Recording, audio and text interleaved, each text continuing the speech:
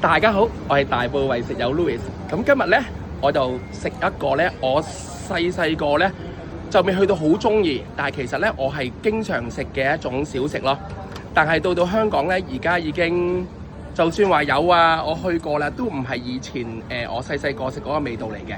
咁我而家呢度身處澳門嘅下環街市嘅，咁下環街市對面咧就有一間咧開咗70幾年，而家咧我諗屬於碩果僅存嘅呢一種食物嘅供應商啦。咁呢一個咧食物就叫做欄糕。咁呢個欄糕咧，我以前咧就喺橫頭磡食嗰陣時咧，其實就係我應該中意食格仔餅多啲嘅，但係我阿媽咧就中意食欄糕多啲嘅。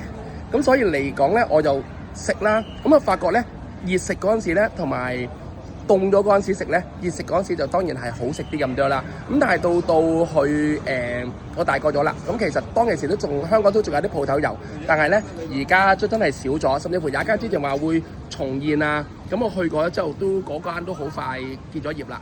咁所以咧，大家如果想食翻又未去到驚天地泣鬼神咁好味嘅，但係一個如果係最接近我以前細個嘅味道嘅欄糕咧，大家就要嚟到下環街市嘅對面一間叫做吳廷記，已經開咗75年嘅鋪頭啦。咁啊試下呢個欄糕啦，好似係10蚊一件。不過要注意嘅就係，因為欄糕咧唔係全年供應嘅，淨係喺10月中至到5月供應嘅啫。